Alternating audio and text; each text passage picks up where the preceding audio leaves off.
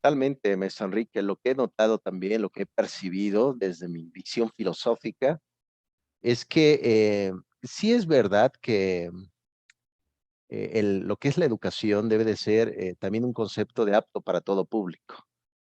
Lo que sí es que no todo el público quiere estudiar, quiere prepararse, quiere indagar. A lo mejor no es su vocación o a lo mejor no quieren.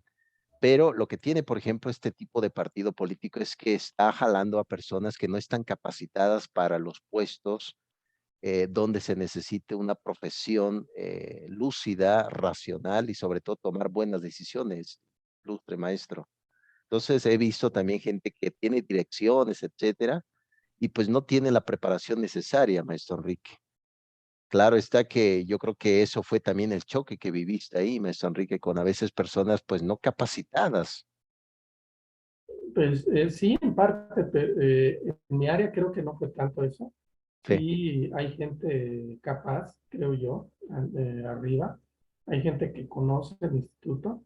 Ahora ha llegado mucha gente que no lo conoce y que, bueno, pues habría que darles la oportunidad para ver si realmente tienen la capacidad o no, porque a veces nos llevamos muchas sorpresas que creemos que hay alguien que no lo sepa y lo hace muy bien. Hay que darle la oportunidad de ver qué tan capaz es para realizarlo. Yo siempre he dicho que sí cuenta el papelito, pero sí. también cuenta mucho la actitud y cuenta mucho la responsabilidad y las ganas de hacer las cosas y la habilidad para hacer las cosas. Yo siempre también he pensado que hay que tener gente que tenga habilidad mental, no gente que haga lo que uno quiera, ¿no? Yo soy de la manera de pensar que si uno tiene un equipo de trabajo fuerte abajo de uno, pues eso va a hacer que uno pueda seguir subiendo. Pero si uno cree que el de abajo sabe más y lo va a opacar y por lo tanto no debe estar conmigo, creo que está en un gran error. Yo siempre he buscado gente capaz, siempre que me ayudan a resolver la problemática y creo que lo he tenido. Juan Carlos, en su caso, Juan Carlos Peña, pues él estaba Sí. ahí conmigo, ahí en el área de enseñanza y una persona muy capaz.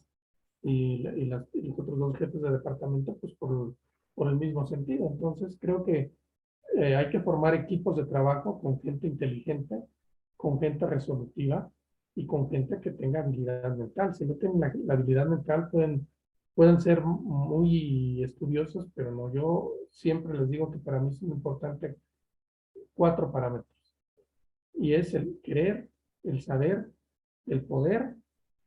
Le digo, esos 3 son básicos. Y el cuarto, que es el más, para mí uno de los más importantes, o el más importante, la lealtad. Porque ahorita desgraciadamente ya no, ya la gente ya no es leal. La gente es leal a algunas otras cosas, es leal al dinero, es leal y no puede ser. Yo creo que hay que ser leal a la persona.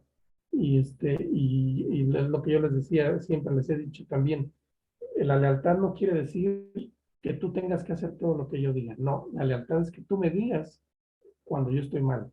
Eso es ser leal también. Y que de alguna manera vayamos todos en el mismo sentido, que no hagas cosas en contra de las líneas de trabajo que estamos teniendo. Para mí eso es la lealtad.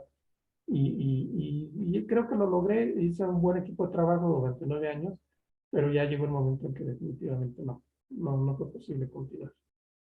No, y además, maestro Enrique, lo que se propone inclusive dentro del proyecto personal es que podamos vivir un poco más, ¿no? Disfrutar de la vida. Y inclusive se habla, ahorita vamos a tomar un punto del concepto de la epistemología de la Edad Media. Yo lo he leído mucho lo que es la parte de la Edad Media en temas filosóficos, lo vamos a meter en temas educativos. Se hablaba del alma contemplativa, ¿no? El alma contemplativa era prácticamente tipo los rituales del monasterio, dominicos, agustinos, franciscanos, donde la vida no sea tan agitada, sino un poco más enfocada en uno mismo y enfocado en la fe. Entonces yo creo que ahorita estás en una vida ya más contemplativa, maestro Enrique, y yo creo que también puede ayudar para pues ir armando tus proyectos, ¿no? Y pues como tú bien dijiste, ver de vez en cuando por ahí alguna chica del un poco prudentemente con los ojos, maestro Enrique. Sí, por eso ya les pedí que me le pusieran buena graduación. Pues sale, pues, maestro Enrique, entremos en materia. Fíjate que lo que tú comentas me recuerda a este filósofo, educador, llamado Edgar Morin. Por ahí tiene un libro que se llama Los 7 saberes necesarios para la educación del futuro. Edgar Morin, en efecto, apelaba por el tema de la resolución de conflictos de las personas sociales. ¿De qué forma? A través de una metodología. Sin duda alguna, los problemas tanto educativos, personales, vemos también muchas dificultades ahorita en el aula de clases, de conducta, ramas de la psicología, etcétera. Al final de cuentas, se va de la mano con el tema de la saber solucionar y sobre todo seguir metodologías. Sabemos muy bien que la metodología dentro del postulado científico va de la mano siempre con especulaciones y también con el concepto de hipótesis, ¿no? Las hipótesis significa precisamente lo que puede suceder, ¿no? Entonces, dentro de los supuestos, dentro de las hipótesis y dentro también del concepto, como muy bien comentó Benjamin Bloom, este psicólogo del siglo XX, que fue el creador de lo que habíamos platicado ya con el mito de la caverna de Platón, con los grados del conocer. Bloom toma ese pensamiento platónico y habla sobre el tema de desde aprender hasta la adquisición, poseer el aprendizaje. Por lo tanto, ahorita a veces ya no es suficiente ir a tomar clases a un aula, a un aula, a un salón, sino es necesario que el propio estudiante sea autónomo, ¿no? Muy bien lo dijiste, ¿no? Que tome iniciativa, pero también que te diga que también es necesario corregir. Y eso es parte también del liderazgo de todo esto.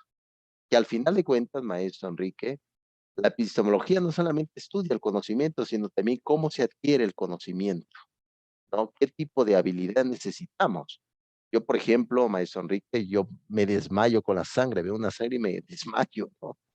Y no puedo decir, bueno, es que quiero ser médico, etcétera. Pues no, pues no soy apto para eso. Entonces, yo creo que desde la honestidad de la persona y desde el punto de vista también de lo que se debe de hacer, debe de haber cierto realismo en el punto de vista de cómo debemos de abordar el tema de la teoría del aprendizaje. Quédate nada más con esto el día de hoy, maestro Enrique. Más adelante vamos a ver ya en el concepto duro, en la médula espinal de la teoría del aprendizaje, el concepto de la caja negra. Así era considerada la mente humana antes del siglo XVII, antes del siglo XVIII, como una caja negra. Tú te darás cuenta que, por ejemplo, la ciencia, la psicología como ciencia está a tiro de piedra, siglo XX. Realmente era como cierto concepto, no como ciencia, pero la caja negra, la mente no es una caja negra, pero lo vamos a ver por qué razón se decía así en su momento. Ahorita vamos a revisar un tema de perspectiva educativa desde México y qué está pasando con la teoría del propio aprendizaje. Muy bien, Meso Enrique, creo que eres el único ahorita muy gallardamente que está conmigo. Te lo agradezco, maestro Enrique. Estamos al pie del cañón. Excelente, muy bien. Perfecto. Vamos aquí. Te digo que desde, gracias a Dios, desde que compré esta computadora, eh, pues ya las cosas han sido pues más factibles, maestro Enrique, porque la otra que tengo es también una HP, pero es un poco más lenta, nada más tiene como memoria RAM 4 y esta tiene 8, tiene el doble, entonces es más rápida el proceso, ya no se traba. Claro. Ujú. Sí, No, y totalmente, lo más importante es tenerla, pero lo más importante es que se la prestan. Eso sí. totalmente, sí. Totalmente. Bien, aquí el profesor David es un filósofo de Argentina, nada más lo pongo aquí como concepto general. Él fue curiosamente mi coordinador académico en el posgrado en filosofía en la Vasco de Quiroga y precisamente recordando un poco en este tema, el currículo es el camino del aprendizaje. Ya ves que lo hemos platicado que currículo viene del latín clásico que significa currere, currículo o currícula. En plural, la currícula significa caminos del aprendizaje. Por lo tanto, siempre se ha buscado en cualquier perspectiva que exista un grado de epistemología un grado de saber y un grado crítico también de adquirir ciertos aprendizajes. Lo que se busca, inclusive, como hay un libro del propio, bueno, de John Stuart Mill sobre el concepto de la libertad, y hay otro libro que se llama de Alexander Mill, se llama La Escuela de Summerhill. Por ahí el Fondo de Cultura Económica lo sacó, la Escuela de Summerhill. Era una escuela supuestamente libre, pero dejaban a los jóvenes, entre mujeres y hombres, hacer lo que quisieran, era tipo internado. Y resultó esa escuela de Summerhill, pues con mujeres embarazadas, etcétera. Entonces, ¿cuáles son los límites del mismo aprendizaje?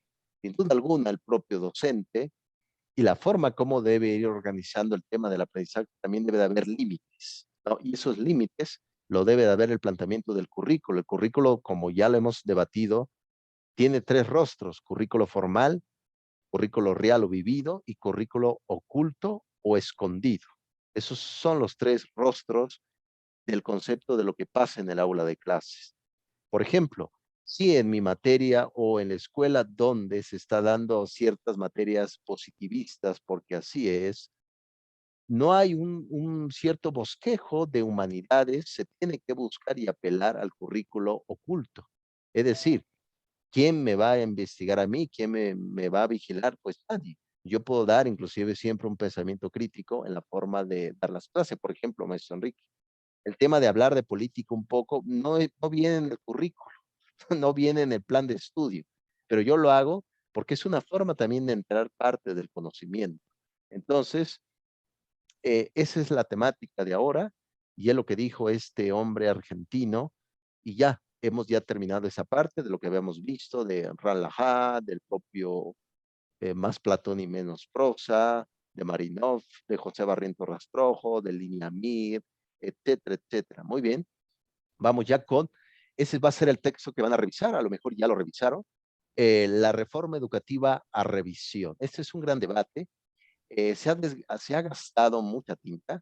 Había una mujer, de cuyo nombre ahora no me quiero acordar, pero sí lo recuerdo su nombre, una tal Gordillo, que fíjate, maestro Enrique, hay un libro que se publica en la editorial Ariel, que este autor le dedicó una introducción de ese libro a la maestra de México, a la maestra que luchaba por los intereses de los maestros. Recuerda que a partir del siglo XX surge la coordinadora y el sindicato, dos gigantes actualmente, van a dar como resultado el adiestramiento docente que se conoce como el UCICAM, que actualmente sigue vigente. Entonces, este libro fue dedicado a esta mujer, pero bueno, el autor no sabía en verdad la realidad de ese tipo que estaba viviendo en este aspecto.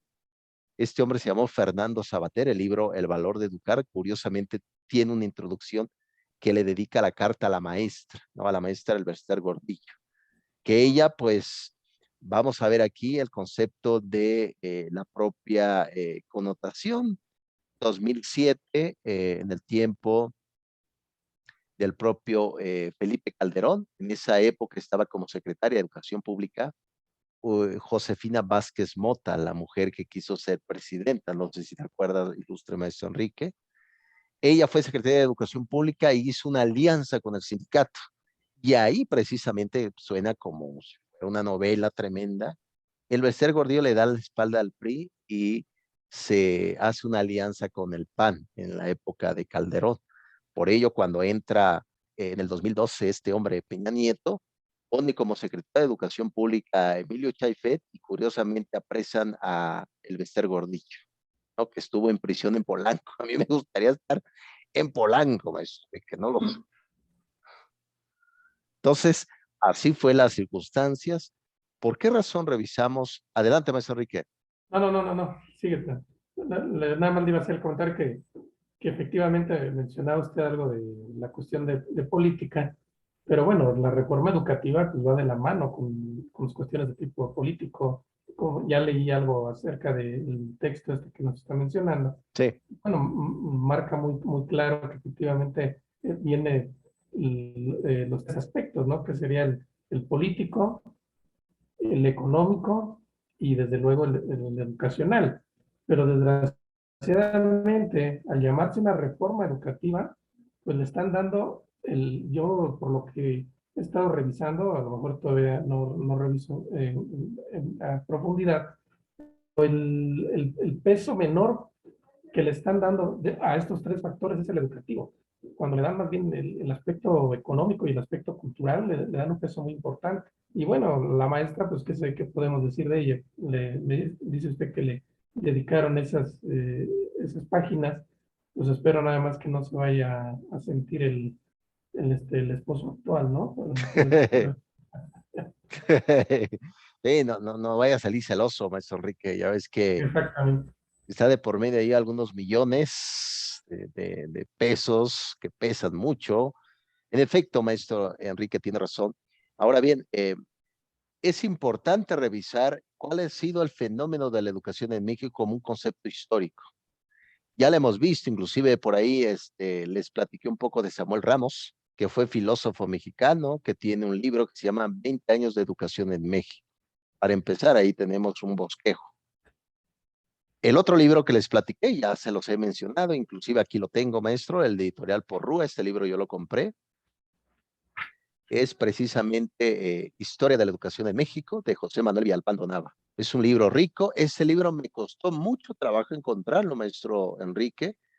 Tuve que, bueno, fuimos con mi esposa a la Ciudad de México y me tuve que escapar al Zócalo y la encontré en la editorial Porrúa, no Miguel Ángel Porrúa, sino Porrúa.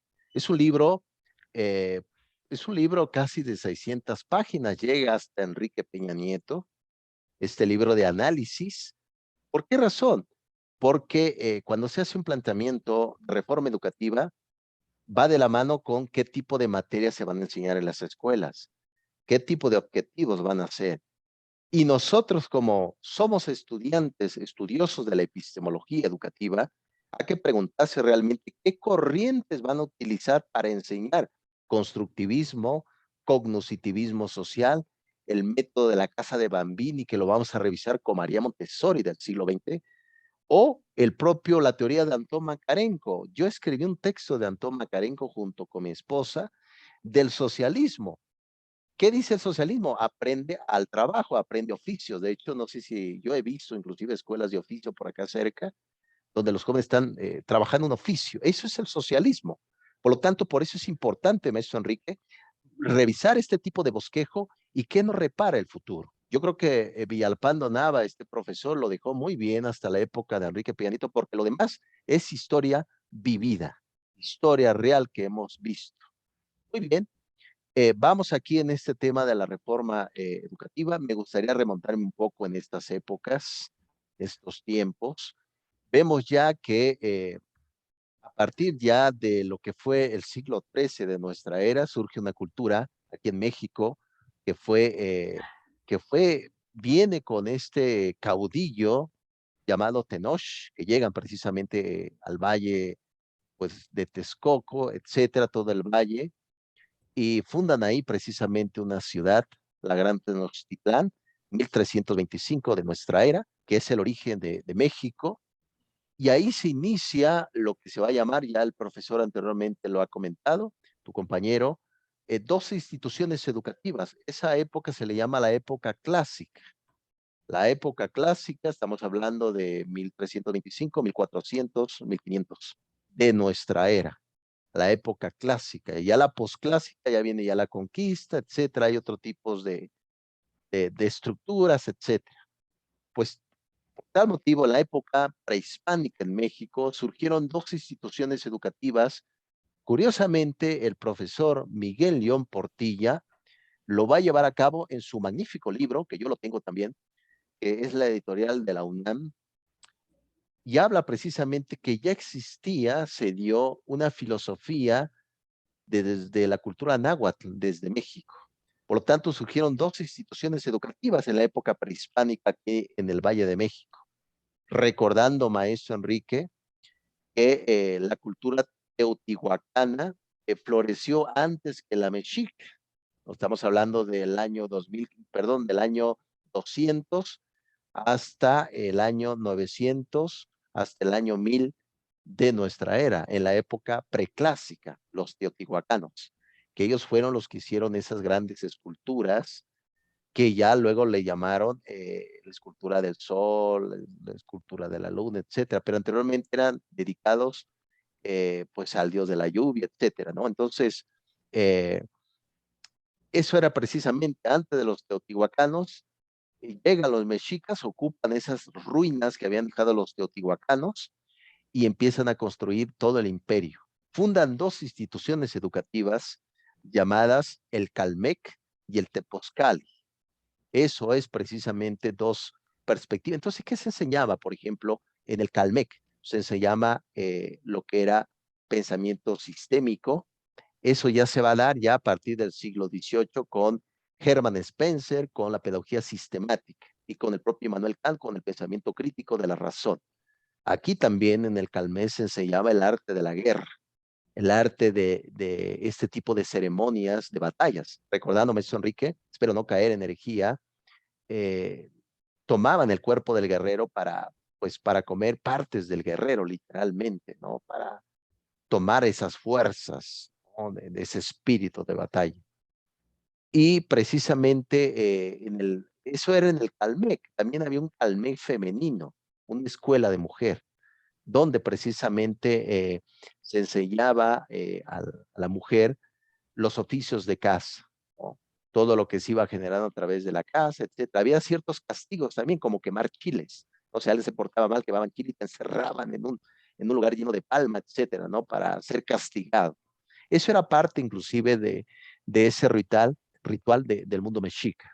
El Tepozcali era la formación sacerdotal, recordando, maestro Enrique, que toda la cultura mexica se basaba en el concepto de lo religioso, los sacrificios, todo estaba enfocado en esa concepción religiosa. Y curiosamente adoraban a un tal Quetzalcóatl, que era llamado aquí en el Valle de México eh, como la serpiente emplumada, ¿no? Entonces, cuando llega la época de la colonia, estamos hablando ya de 1518, llega el propio Hernán Cortés, desembarca en Veracruz, y ya viene ya lo que va a ser la guerra de 1519, termina la conquista a partir de 1521, y ya empieza ya el proceso de la colonia en México. Ya en el proceso de la colonia en México, se da curiosamente una reforma educativa. ¿Qué tipo de reforma educativa? Yo me gusta ver este punto de vista histórico. No solamente aquí, ahorita lo vamos a ver con Salinas de Gortari, con el FOAPROA, etcétera. Y ahí en el FOAPROA, con Salinas de Gortari lo vamos a ver ahorita. Ernesto Cedillo fue secretario de Educación Pública, ¿no? Entonces lo vamos a ver ahorita.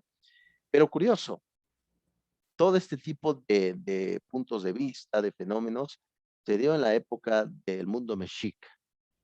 Curiosamente, cuando llegan los franciscanos, los dominicos, uno de ellos fue Alfonso de la Veracruz, que funda una biblioteca aquí en México, una biblioteca importante. Y curioso, para mí, eso fue educación pública. Eso fue un concepto de educación pública. Enseñar a los jóvenes no solamente una lengua distinta como es la española, sino enseñarle precisamente a comprender su entorno. Una cosa es saber que ese es un árbol, o ese es parte del valle. Y otra cosa muy distinta es saber sobre el concepto de las esencias de las cosas en el mundo. A eso le llamamos epistemología, conocer la esencia de las cosas y cuál será la utilidad de los objetos. Déjame prender la luz, maestro, porque ya estoy entrando en oscuridad platónica. De un momento, maestro, un Sí, momento claro, nada claro, más. adelante.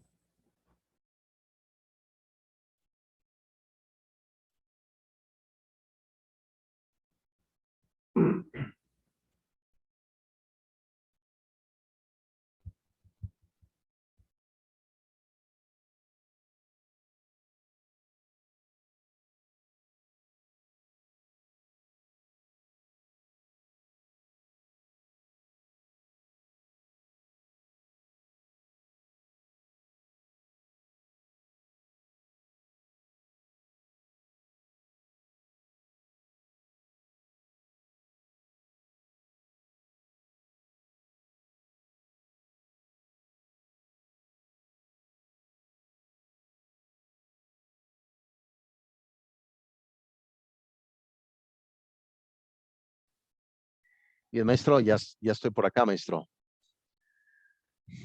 Bien, entonces, como te había comentado, maestro, eso es precisamente la revolución epistemológica, que no solamente saber que un objeto se describe o un sujeto se describe a través de categorías, eso es muy aristotélico. ¿Cuál es su nombre? ¿Cuál es su edad? Eh, el sexo, todo eso se llama categorías en lógica filosófica. Y otra cosa muy distinta es saber qué utilidad puedo sacar del objeto y qué fines puedo tener de la persona. Eso le llamamos epistemología. Entonces, eso es importante no perderlo de vista. Por lo tanto, en la época prehispánica en México, que es un estudio fantástico, a partir ya de lo que fue el siglo XIII hasta el siglo XVI, vemos que hubo un concepto fundamental del pensamiento crítico. Entonces, a eso nos referimos. Ahora bien, cuando hablamos de reformas, la palabra reforma, ya lo he comentado, significa dar la vuelta, es lo que significa en latín. Dar la vuelta totalmente. Es como si tuvieras un menú en una mesa, un buen de cosas, y dices, tú, esto no me gusta, voy a quitarlo. Eso es una reforma.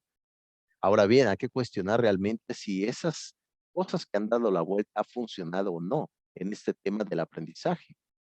¿Qué significa esto? Que necesitamos como sociedad mexicana mayor énfasis, más concepción de praxis y sobre todo la forma de poder solucionar aspectos sobre la vida. Y yo creo que ahí yo puedo ser también, se podría decir, empático con la teoría del aprendizaje llamado el constructivismo, del propio biólogo suizo llamado Jean Piaget. Él decía que el sujeto, el individuo, por sí mismo, con la guía de un profesor, él puede emprender el concepto de ir obteniendo su propio aprendizaje en cualquier circunstancia, familiar, social, educativa. Yo concuerdo mucho con el constructivismo, ilustre maestro Enrique. Yo creo que la forma de memorizar conceptos como que no funciona el tema del conductismo, más de la mano con esta teoría epistemológica del concepto de el propio constructivismo, que uno va construyendo el aprendizaje con base a nuestras necesidades. Muy bien, este tipo de cuaderno que les dejé aquí, este libro de la reforma educativa, es para eso, ver cuáles son las perspectivas generales y qué está generando para la propia reflexión. ¿Quieres comentar algo, maestro Enrique? Aquí están estas variables que me comentaba, las decisiones. Sí, no, no, la verdad, todo muy claro, todo muy claro.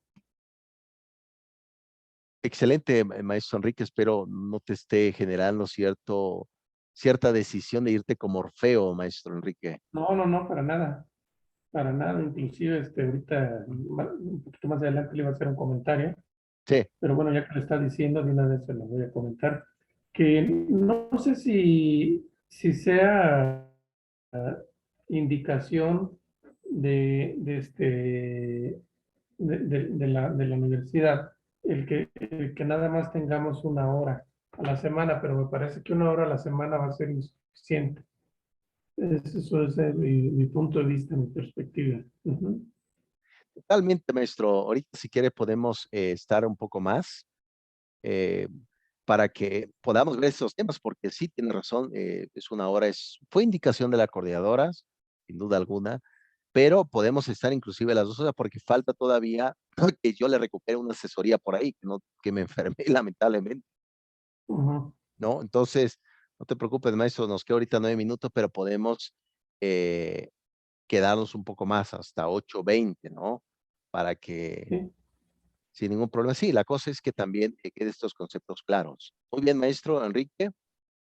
Bien, fíjate que hubo por ahí un personaje en la historia de México llamado Justo Sierra, que fue el responsable de las escuelas preparatorias en México. La educación media superior era una necesidad social y sobre todo la forma cómo se fue gestando, desarrollando a partir de 1905, 1906, en el tiempo de Porfirio Díaz aquí en México, que por ahí viene el libro de los México Bárbaro de Turner, el concepto precisamente de este tipo de sociedad que al final de cuentas hace falta también llevar el punto de vista de no precipitarse las decisiones.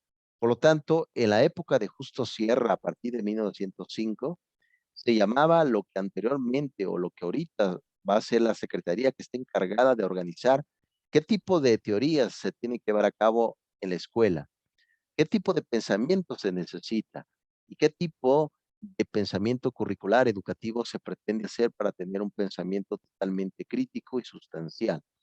Precisamente la época de Justo Sierra se llamaba Secretaría de Educación Pública y Bellas Artes. Y a partir de el propio, bueno, Venustiano Carranza, sabemos que por ahí tuvo una escena trágica, ¿no? Viene Álvaro Obregón y él eh, invita a un intelectual oaxaqueño que había estudiado derecho, por ahí hizo sus tesis sobre el concepto un poco de Marx, tenía ideas marxistas, el propio José Vasconcelos. Vasconcelos fue invitado como secretario de Educación Pública, el primer secretario de esa secretaría independiente, Secretaría de Educación Pública, de ese nombre. Vasconcelos, ¿qué hizo como concepto de reforma? Quiso llevar libros a toda la República Mexicana, a toda. De hecho, si le echas un vistazo, maestro, la mayoría de algunos libros aparecen del editorial de 1921, ¿no? Así aparece en la fecha. Se hizo millones de libros y precisamente fue con el objetivo de que todos pudieran tener el aprendizaje de los griegos. Curiosamente se llevó a cabo la impresión de Homero, de Hesiodo, de Platón, de Aristóteles, etcétera. La cuestión aquí fue el problema, maestro Enrique, que las personas no sabían leer. La mayoría de esos libros terminaron en una fogata para, pues, para calentar, ¿no? En esos tiempos de frío, maestro Enrique. Era precisamente la cuestión la pregunta que le iba a hacer. Ok, me parece muy bien, pero ¿sabían leer? Y ahora ya usted ya la contestó. Exactamente la misma situación que sucedió cuando los zapatistas en Chiapas, ¿no? O sea, pedían que tuvieran aparatos electrónicos para poder mejorar su vida, pues, pero no tenían luz. Entonces, ¿cómo les iban a hacer llegar televisiones y refrigeradores y lavadoras si lo que necesitaban era luz? Entonces, acá yo creo que también dejó de ese punto de vista a un lado de que, ok, le estoy dando para que lean, pero pues qué grado de analfabetismo teníamos en ese entonces aquí en el país. Era alto, sin duda alguna era una gran necesidad, era una prioridad porque no solamente el arte de la lectura, el arte de interpretar hermenéuticamente, ya lo vimos con Gadamer, el concepto de los libros, pero también te abre la posibilidad de tener nuevas posibilidades, nuevas ventanas para visualizar el mundo. El mundo ya lo hemos visto, maestro Enrique, la educación te ayuda a interpretarlo correctamente y evitar que te equivoques un poco menos. Eso es la gran disyuntiva del tema de la epistemología, porque ¿quién define a quién? ¿El objeto o el sujeto define al objeto? ¿No? Entonces, eso es precisamente el tema. Y un objeto es la educación. La educación siempre será un objeto de estudio, no un sujeto. El sujeto somos nosotros. Por lo tanto, de hecho, Vasconcelos por ahí quiso ser eh, gobernador del estado de Oaxaca y perdió. También quería ser presidente y curiosamente perdió. De ahí se daba ese tipo de conspiraciones, ¿no? Él fue precisamente el que hizo el lema de la UNAM: por mi raza hablará el Espíritu Santo. De hecho, curiosamente tenía esa palabra de santo, por ahí lo quitaron la masonería, no quería nada hablar de santo, y le dejaron el lema: por mi raza hablará el Espíritu. Y precisamente Vasconcelos publica libros. Yo tengo uno de ellos que se llama El Ulises Criollo. Por ahí tiene libros curiosamente dignos de coleccionistas. Yo tengo inclusive dos libros de ellos. Uno de ellos es Historia de México, donde curiosamente el propio Vasconcelos eh, no critica a los españoles, todo lo contrario, sino que le da un espíritu como de que ellos nos vinieron a salvar de la barbarie, no éramos puros bárbaros, que no sabíamos prácticamente, matamos niños, comíamos carne humana, etcétera. Tiene otro libro que se llama Hernán Cortés, el propio José Vasconcelos. Ese libro de Hernán Cortés también un servidor lo tiene y habla cosas maravillosas, ¿no? Que yo creo que este gobierno se entraría un escándalo tremendo por estar hablando sobre aspectos positivos de la herencia de la época de la colonia. Precisamente a partir de 1921 vemos ya esta concepción de la propuesta del propio Vasconcelos de generar cierta reforma educativa, la idea de que las personas usaran el método griego para que ellos pudieran cambiar su vida. El problema es que no sabían leer y menos conocer quién demonios es Aristóteles y que no es nada fácil entenderlo. Entonces, eso fue la gran dificultad, que no se logró nada, y ya vemos que a partir del propio Plutarco Elías Calles surge lo que se va a llamar la Guerra Cristera en México, ¿no? Que se prolonga hasta 1927, donde matan al padre Miguel Agustín Pro, es fusilado, etcétera. Se da esta discrepancia fuerte entre la religiosidad y el concepto de un gobierno laico. Por lo tanto, ¿eso qué nos indica, Maestro Enrique? La idea también de pensar claramente cuál es el tema de la educación. Freire, cuando veamos ya a Paulo Freire en su libro El Grito Manso, menciona precisamente de que existe dos tipos de educación, Maestro Enrique.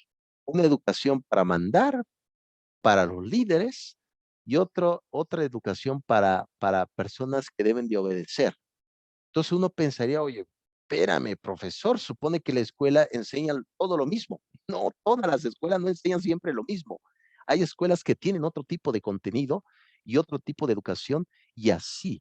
Entonces, este tipo de pista, de sospecha de que no todas las escuelas siempre enseñan todo lo mismo.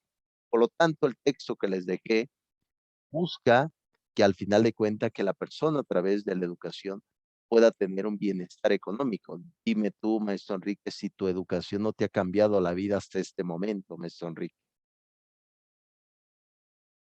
Definitivamente, porque si no estuviera, si no hubiera cambios realmente dentro de la educación, pues creo que estaríamos, no le estaríamos aprovechando, ¿no? Y definitivamente conforme va uno avanzando, pues creo que uno va evolucionando. Eso, no, si es que realmente uno está aprovechándola. Sin duda alguna, maestro Enrique, sin duda alguna.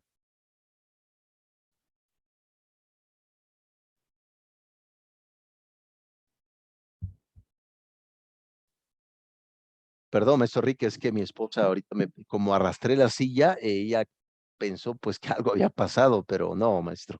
Ah, ok. No, no se preocupe. Sí, bien. Entonces, así son las cosas en el tema sobre los contenidos educativos. Y eso siempre ha sido un debate. ¿Cuál es el papel de la filosofía?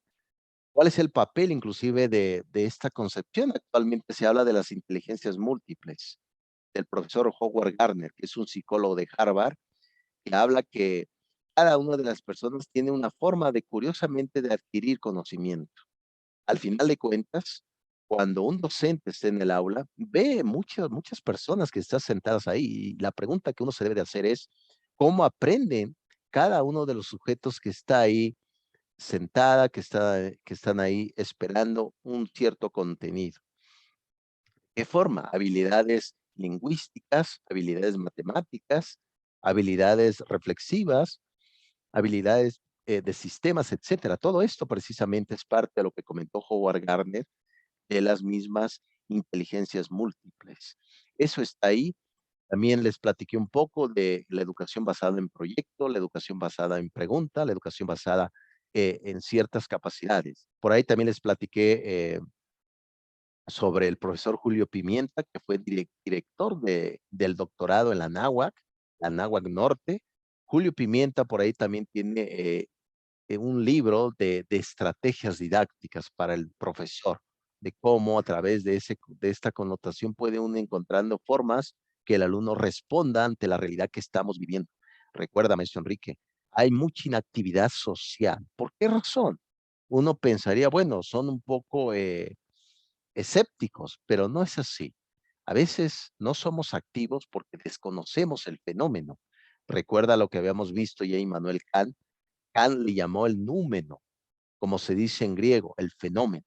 ¿El fenómeno qué es? Cuando aparece un problema, se gesta a través de otras cosas que hemos hecho. No un problema surge de la nada, sino se gesta a través de algo que no hemos hecho, algo que hemos dejado de ser o algo que no hemos dado respuesta. Se va acumulando y aparece en nuestra vida. ¿Qué debemos de hacer?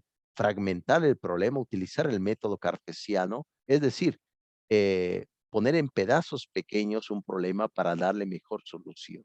Esa es la herencia de la epistemología en el ámbito educativo. Muy bien, vamos ya avanzando, maestro, porque el tiempo se nos va terminando ya. ¿Tienes alguna pregunta, maestro Enrique? ¿Algún comentario? Ok, maestro Enrique, muy bien. Veo que ahora andas muy callado, maestro Enrique. Espero que... No, hoy hablé más que otras veces. Hoy estoy extrañando a Juan Carlos y a la maestra que no me están haciendo segunda. No, pues ahorita se han mantenido muy reservados tus compañeros. Yo creo que a lo mejor ya no van a aparecer por estas tierras, maestro Enrique. ¿Por qué no han entregado tampoco trabajos? ¿Qué? Y van entregando. De hecho, en el caso, por ejemplo, de tu compañera y tu compañero, yo creo que es tu amigo, Ujú. ellos ya entregaron varias tareas ya adelantados, van, pero a todo vapor, se podría decir. Ah, ok. Ujú. Sí, Ah, totalmente. excelente. Sí, así es, maestro Enrique.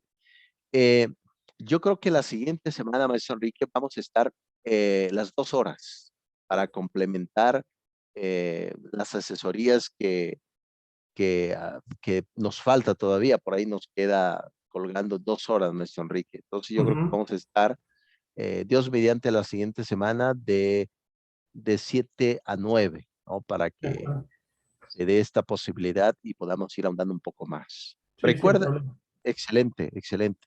Entonces, bien, vamos a ir viendo este tema ya para que eh, vayamos ya terminando.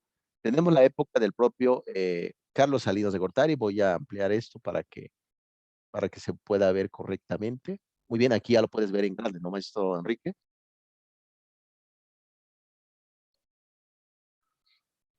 Sí, ya lo veo mejor. Ujú. Excelente, muy bien.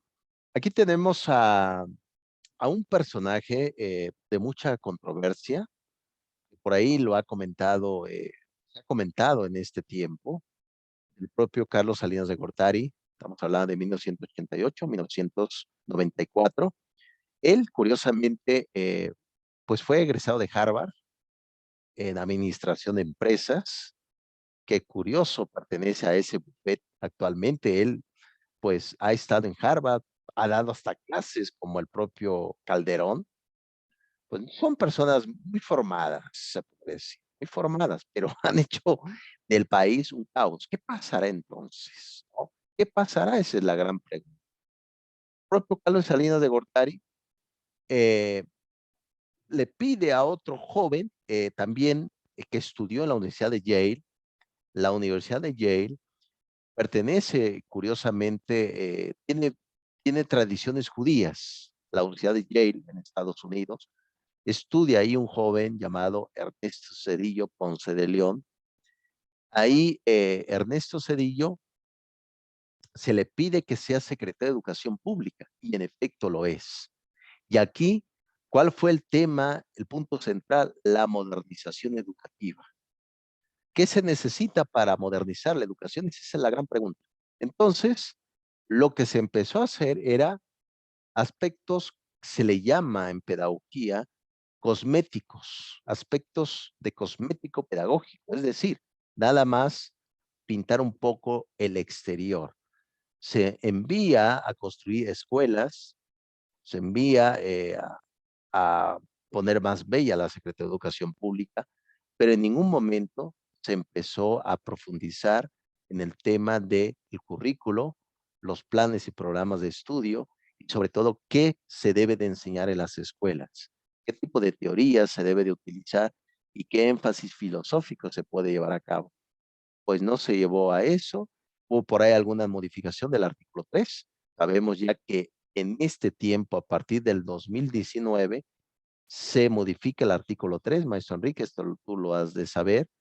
La educación universitaria ya es obligatoria, por eso se hizo las escuelas del bienestar Benito Juárez, ¿no? Que el objetivo era 100 universidades. Y eso, pues, hasta ahora hemos visto en la revista Proceso que la propia universidad, pues, ha tenido baja, ha dado de baja a muchos profesores, ¿no? Hay profesores que vivían en Aguascalientes y se vinieron a vivir hasta Texcoco, ¿no? Aquí todo el Valle Central y dejaron todo, ¿no? Porque no es que quieras tú dar clase al lado de tu casa, tienes que irte como las escuelas públicas, te toca hasta por donde la Virgen perdió el manto. Entonces dejabas todo, te venías y pues pasaba que prácticamente te despedían después de un mes. Yo leí ese caso en la revista de Proceso. Eso es precisamente lo que pasó en la época de Carlos Salinas de Gortari, el concepto de la modernización educativa. Dime tú, maestro Enrique, que si basta simplemente con poner bella las escuelas, si en su interioridad hay una gran debilidad curricular. Pues es nada más lo que yo siempre he dicho, buscar la manera de mejorar la fachada. Y eso definitivamente pues, no va a llevar a ningún lado. Totalmente, efectivamente, maestro Enrique, eso es las grandes dificultades que ha existido y ese es el tema, sobre todo del análisis que siempre va de la mano con este texto que les dejé, para que ustedes hagan comparación de dónde estamos parados, cuál es el futuro de la educación. Por ejemplo, la prueba PISA se va a hacer ya, en unos meses más, se va a hacer aquí en México. Recuerda que el año pasado se iba a hacer, pero por el tema de pandemia ya no. Entonces, ¿cómo van a salir los jóvenes en estas variables matemáticas, reflexivas, sociales, etcétera, ¿no? Entonces, eso es precisamente recordando que en la época de de Salinas de Gortari entramos ya en el concepto de la globalización o el Tratado de Libre Comercio de América del Norte, ¿no? Ya con la época de Carlos Salinas de Gortari, ya podías ver un poco más de productos en las tiendas, ¿no? Esa es la gran diversidad de este tipo de globalización. Bien, eh, Ernesto Cedillo no era el candidato para la presidencia, ilustre maestro Enrique, tú lo has de saber muy bien, esa escena trágica de este hombre, el propio Colosio, que pues muere, etcétera, ¿no? Pero no era el candidato Ernesto Cedillo, entró de urgencia, maestro Enrique. Sí, fue el candidato emergente y no era, de hecho, no era el candidato que se estaba preparando para tal, sino que, si usted recuerda, en, en esos años y desde antes, se iban preparando para llegar precisamente a la presidencia. Entonces se hablaba que posterior a Colosio, el presidente o el candidato que podría ser presidente sería precisamente Cedillo. Entonces se adelantaron los procesos, adelantaron los tiempos por la situación que usted ya bien menciona, y eso trajo como consecuencia pues una ruptura, porque no se dio la capacidad, la capacitación como tal. Le costó trabajo el aprender lo que estaba haciendo, y eso fue lo que trajo la cuestión de la fractura económica y social y política que vivimos precisamente con la situación que ya no quedó más que eh, adelantar el proceso también de entregar a otro partido la presidencia para de alguna forma tranquilizar precisamente a la sociedad. Y lógicamente eso lo tenían planeado ellos hacerlo para el 2016, pero dado la situación esta que se dio, pues se tuvo que ver dado en el 2000. Esto suena muy novelesco, maestro Enrique, yo creo que hasta emocionante, digno de una gran novela. Todos estos procesos que hay desde este tipo de políticas educativas, ¿no?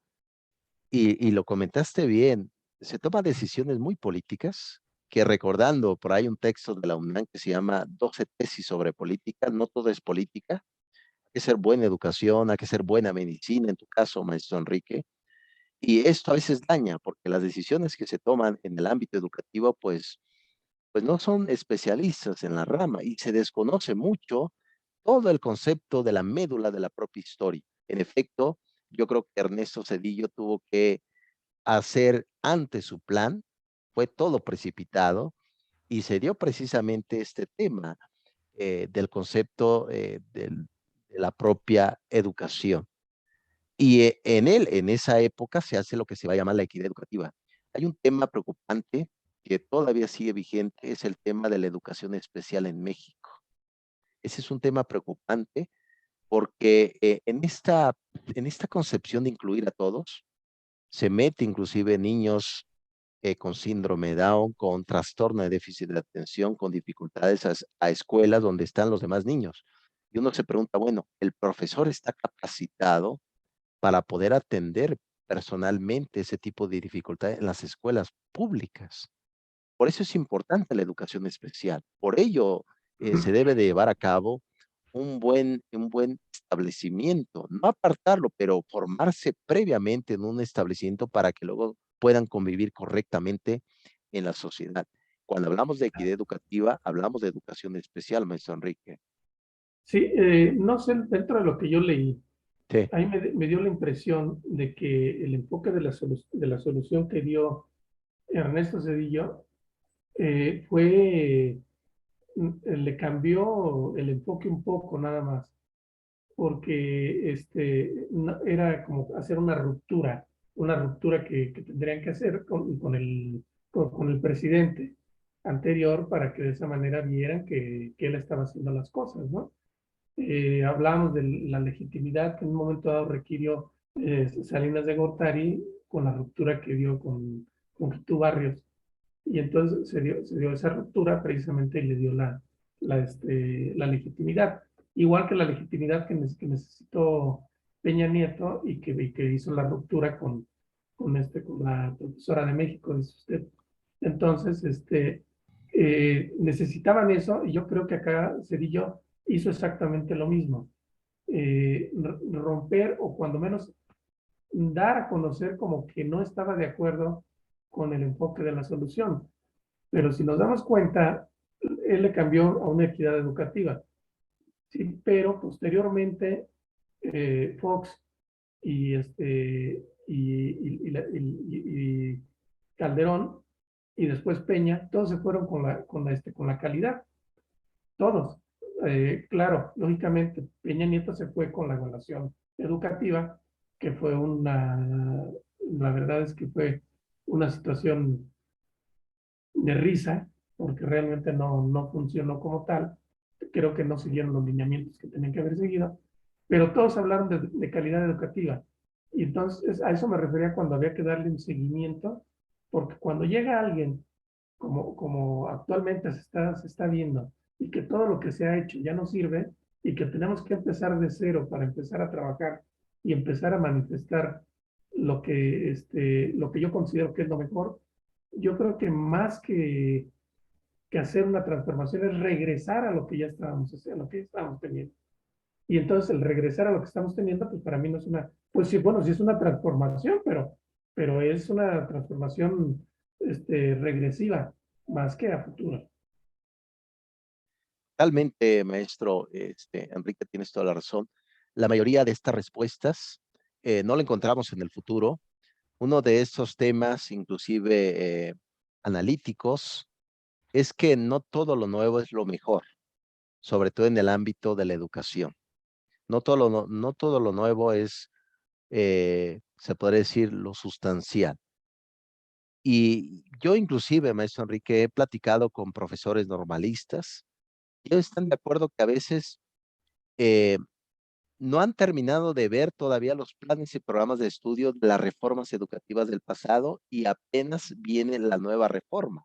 Por ejemplo, aquí en México, se habla de la escuela nueva mexicana, ¿no? Con estas reformas que existen y sobre todo con cuando estuvo Esteban Montezuma, se hablaba de la nueva formación del magisterio. Actualmente se habla de que le van a elevar el salario a un profesor y van a reconocer, ya se habla de crecimientos verticales, crecimientos horizontales, etcétera. Y con Delfina Gómez vemos que la escuela de tiempo completo desapareció, pero ahorita se habla que van a volver a retomarla, ¿no? Entonces, esto como que nos indica claramente que la realidad es muy grande para que en un sexenio se pueda transformar el tema de la educación. Hay mucha pobreza, maestro Enrique. Méxicos, hay muchos Méxicos. No es la Ciudad de México nada más. Hay poblaciones que ni profesor tienen. Y eso es precisamente el riesgo que nos encontramos. Un profesor dentro de nuestra materia debe de pensar cómo enseñar, qué tipo de metodología debe de utilizar para llevar a cabo todo esto. Y sobre todo pensar que los errores que hemos cometido en el pasado a nivel educativo siguen apareciendo totalmente. En la evaluación educativa, adelante, maestro Enrique. Sí, pero estoy de acuerdo, perdón que lo interrumpa, No, no te pero preocupes. estoy de acuerdo con eso completamente, completamente de acuerdo que así es. No Sí, puede haber no puede haber una reforma en un sexenio y al final de cuentas creo que no están tomando en cuenta los factores externos. Usted bien lo acaba de decir. En México hay varios Méxicos.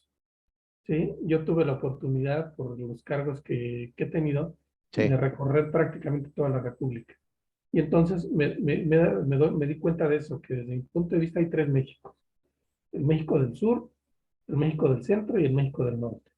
Y los tres son completamente diferentes. Claro, no quiere decir que el del norte tenga toda su problemática resuelta, ni el centro, pero desde luego no se va a comparar con la problemática que tiene el sur.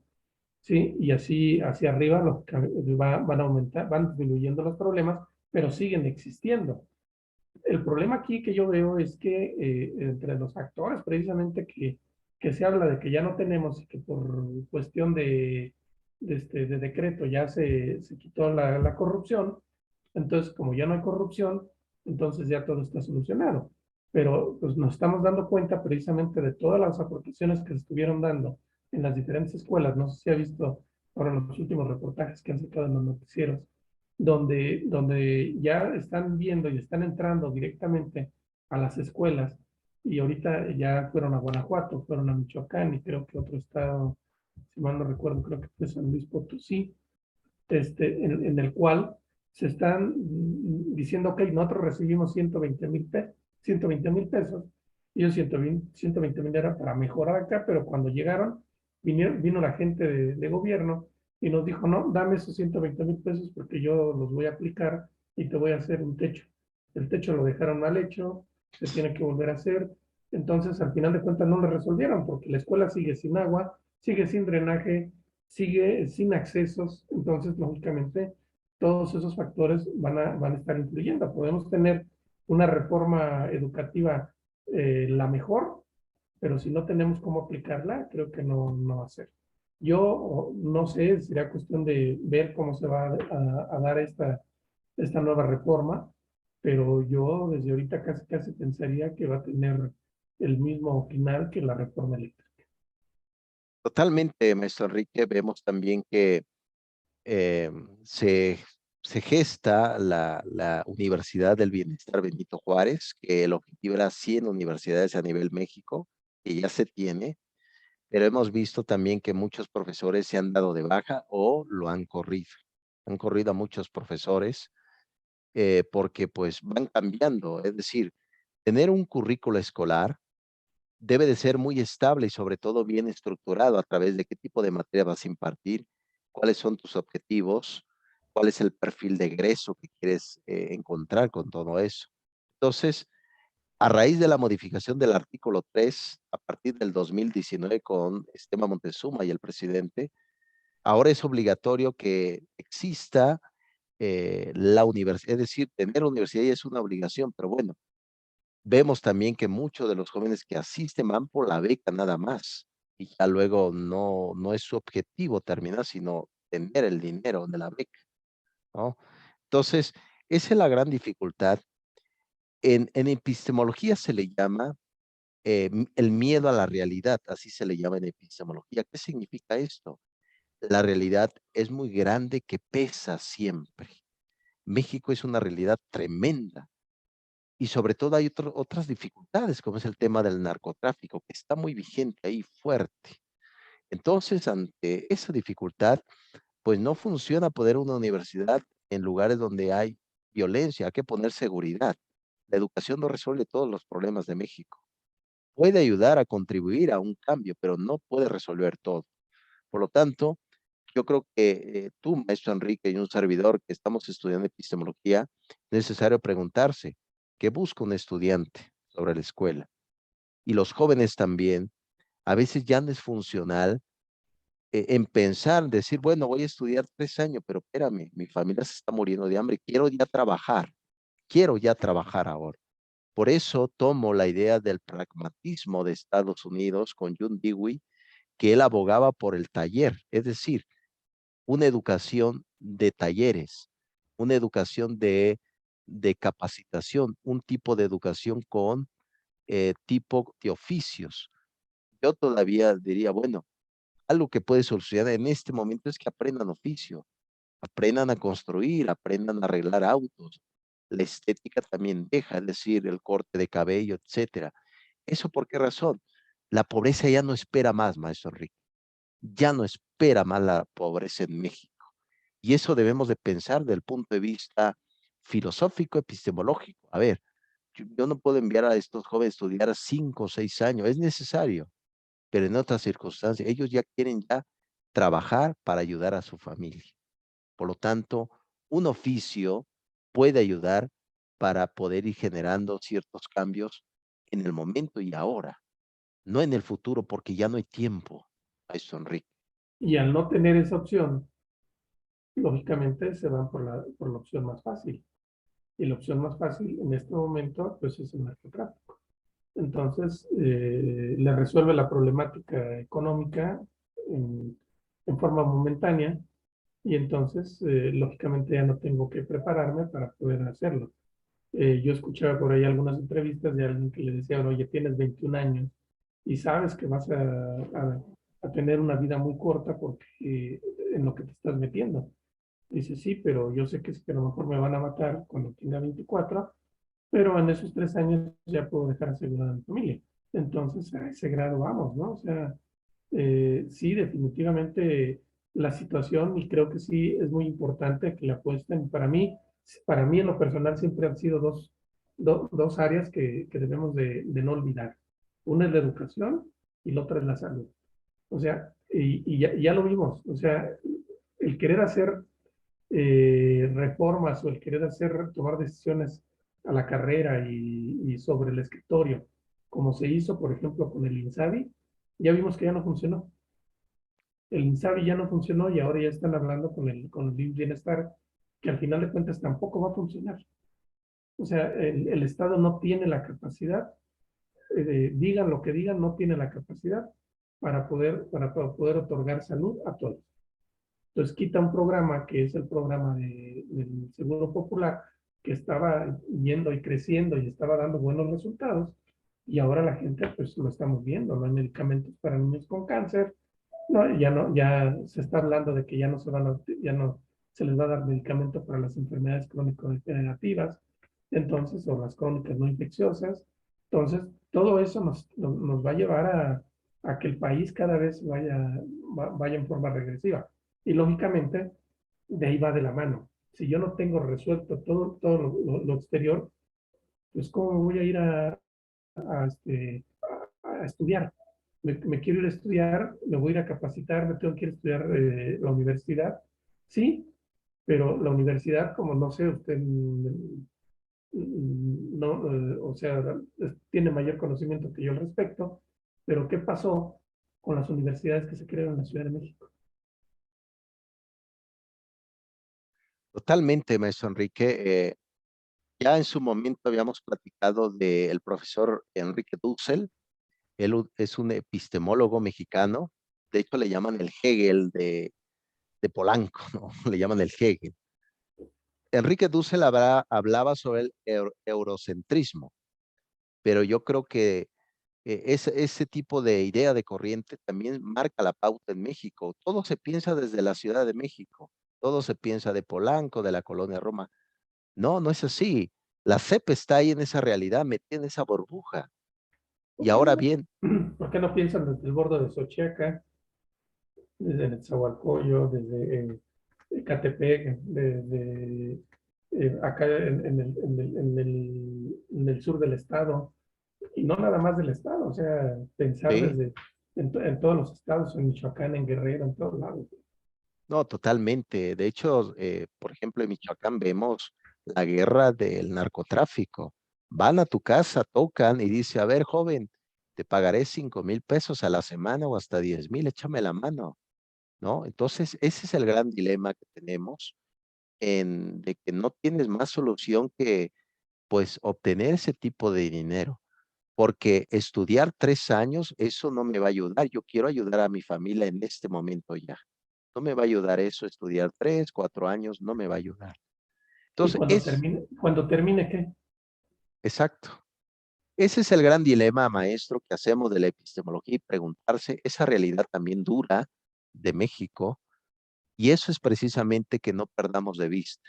Yo creo que este tipo de texto que les dejé va a ayudar para la reflexión. Y duele porque son flagelos que lastiman y la pobreza sí es. Y luego que te digan que debes de apoyar, etcétera, pero hay mucha necesidad. Por ejemplo, en los DIF, tú lo has de conocer muy bien, maestro Enrique, la gran necesidad que hay en los DIF. Hay necesidad de profesionista, pero vas y dices, no, es que no te vamos a pagar, todo es gratuito. Hace poco yo he ido con mi esposa a Zumpango, por acá cerca. Hay un pequeño hospital, maestro Enrique, lleno de gente. Y uno se pregunta, ahí no creo que hagan cirugías, o a lo mejor sí, pero se darán abasto para todos, ¿no? Es decir, todo está rebasado.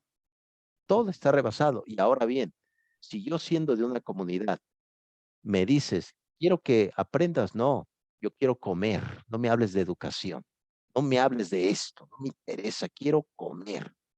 Por ello, ese es el gran lema de las reformas educativas, maestro Enrique. Es muy interesante. La verdad es que muy interesante, sobre todo con todo lo que rodea. Sí, efectivamente estamos rebasados en todos los aspectos. No creo que nada más en el educativo, también en salud y en otro lo podemos ir haciendo. Pero desgraciadamente en ocasiones tenemos a gente que no tiene los conocimientos. Y si no tiene los conocimientos, pues peor tantito, ¿no? Ahí tenemos la prueba de nuestro subsecretario de salud, que cuando la pandemia de influenza lo hicieron a un lado porque no pudo con la situación y ahora es el que llevó toda la pandemia acá. Entonces, dice uno, bueno, en manos de quién estamos, ¿no?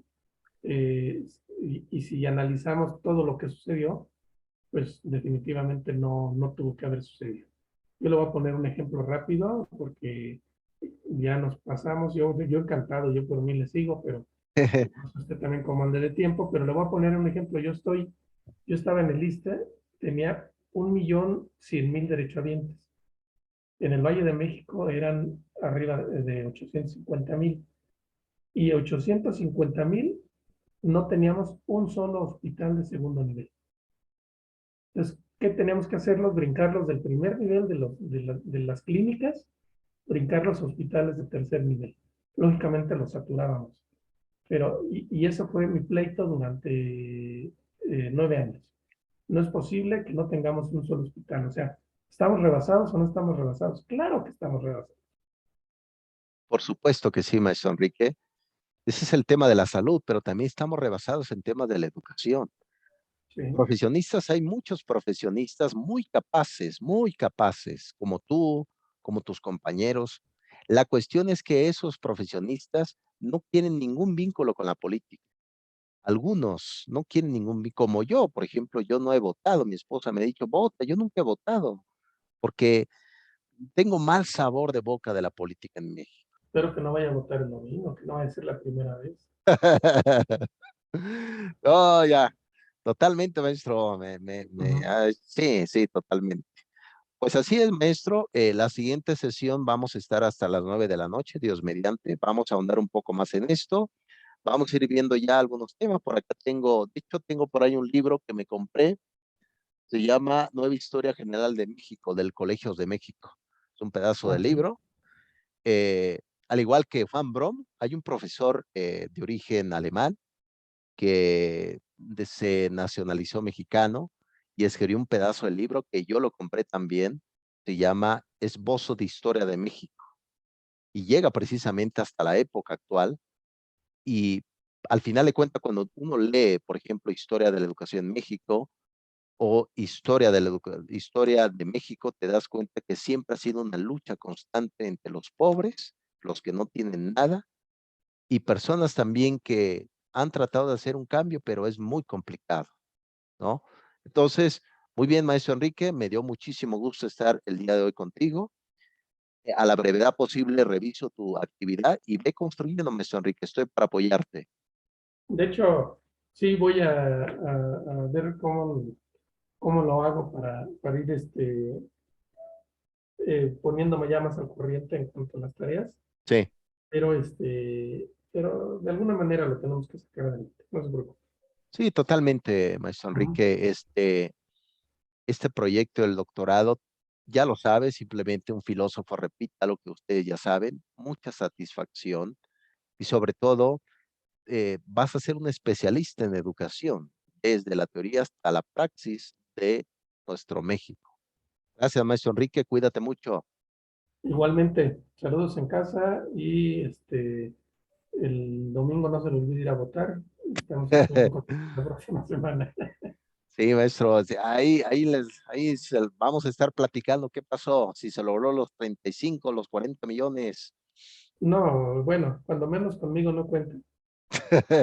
Yo tampoco, maestro, yo tampoco. Bueno, pues Cuídate mucho, maestro. igualmente que esté muy bien. Gusto Igual, saludarle. gracias. Hola, Bye, bye. bye. Gracias por todo. Bye. Sí, bye.